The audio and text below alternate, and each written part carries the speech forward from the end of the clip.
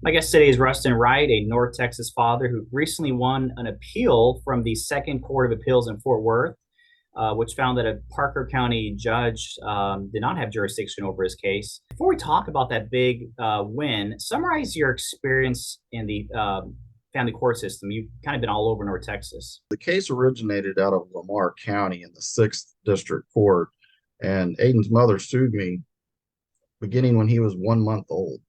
And the case has gone on his entire life until after he turned 18 years old and graduated high school, and culminated in me finally winning that appeal, which basically voided out about 5 years worth of orders. Mhm. And during that ordeal, what were some of the allegations, and how much time did you lose with your son? Our time was minimal from day one. The first time she sued me, she didn't allow me to see him his entire first year of life, until we finally went to court. And luckily, I had a really good judge, the first judge we had in Lamar County, and he saw what she was doing and he awarded 50-50 equal custody. Hmm. I still had to pay a little bit of child support, but he was one of the rare good Okay. judges. Well, credit where credit's due.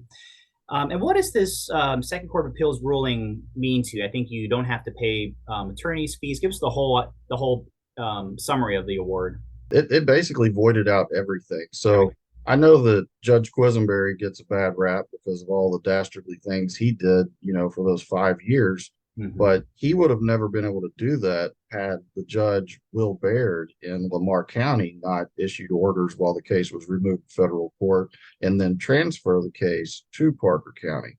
It Hmm. was just like a snowball effect that just was out of control. Hmm.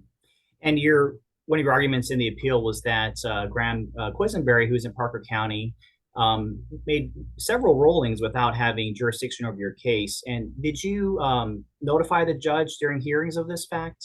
Absolutely. So the very first time I appeared in his court, I Mm-hmm. told him he didn't have jurisdiction because the Mm-hmm. case was removed to federal court. I even provided him documents showing that. And there were actually people that were watching that day that have audio recordings of that hearing. And you're more than welcome to get those from, whoever has them. I know they're readily available online. Talk about more about Judge Quisenberry. There's currently a complaint before the State Commission on Judicial Conduct that alleges judicial misconduct on the part of Judge Quisenberry, and this is tied to your case as well. So, what happened that led up to this alleged judicial misconduct? Obviously, I have a complaint too, and there were Oh yeah, sure. several other people that were court watchers who I believe filed complaints as Mm-hmm. well. They notified me that they have, but I believe the one that you're talking For about Lundy, is yeah. a joint complaint with Jennifer Lundy and Kit Marshall. Mm-hmm. And Kit Marshall was a state rep candidate who Jennifer Lundy was I believe, her campaign manager. And Judge Graham Quisenberry picked up the phone and called both Kit Marshall, who was running for state rep, as well as current state representative Glenn Rogers, who Jennifer had worked on his campaign as well, and voiced to them that he did not like her attending my temporary orders hearings and he wanted them to fire her. And if she showed up to my jury trial, he would make sure she never worked in Parker County again. Yeah. So to be clear, you asked Jennifer Lundy, who's now the executive director of Texans for Judicial Accountability, just to come watch your case because what you were seeing was so outlandish. You just wanted to witness, and when she did come, this judge, based on the complaints, tried to have her lose her job, her livelihood. So. Absolutely. And I had met Jennifer Lundy years prior whenever she had worked for current Texas State Senator Pat Fallon, because he was our author to an equal parenting bill.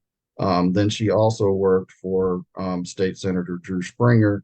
So I had known her for a while advocating for equal shared parenting. Mhm. And in that, me going to see her, I was like, please, come watch what's going on in this courtroom. I mean, you wouldn't believe it.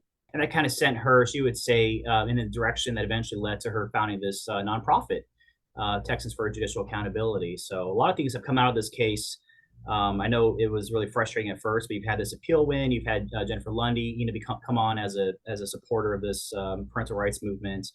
What are some of your complaints? You have an outstanding complaint with the Commission on Judicial Conduct. What are a few of the things, the big ones that you're alleging? Just everything that happened in the case. I Yeah. mean, he knew right off the bat he did not have jurisdiction. He just assumed or presumed jurisdiction to retaliate against Mhm. me, judicially is what it came down to. He Yeah. didn't like me. He didn't want a pro se litigant coming into his court telling him he didn't have jurisdiction. And I even, motioned to recuse him. David Evans, the administrative judge, came in, and I've got all of these transcripts. And, Judge Evans even said, that the orders were not void, they were voidable. And I was like, no, they're void.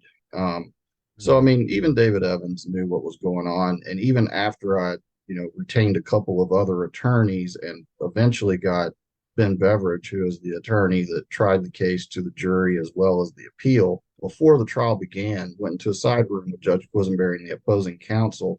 And Judge Quisenberry straight up told him, he goes, I've had it with your client. Anything that requires my consideration, I'm ruling against. Mhm. And he did So exactly that.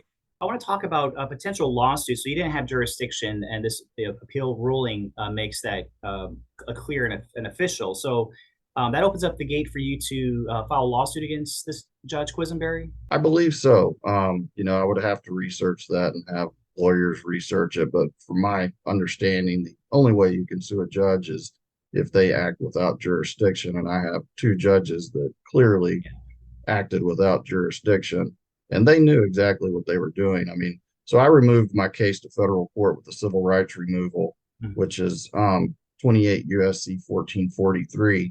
And once you file your petition for removal in federal court, it's removed. But then again, there's another step where you file your notice of removal in state court with the petition for removal as an exhibit.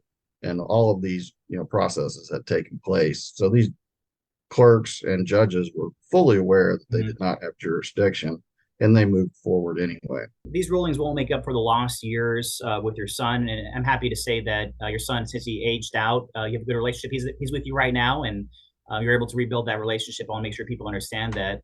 But what message do you have for parents who are currently dealing with this family court system? As you were for many years, and maybe you can tie in a few reforms that you'd like to see. Don't stop fighting. I Mhm. mean, I fought, to the very end for Aiden, and I Mhm. wouldn't stop. I mean, he wanted to live with me since he was in seventh grade and was very outspoken about it. Mhm. It didn't matter what I had to go through. I wasn't going to just leave him hanging. I mean, I was going to do everything I possibly could to, Yeah. try to meet his needs.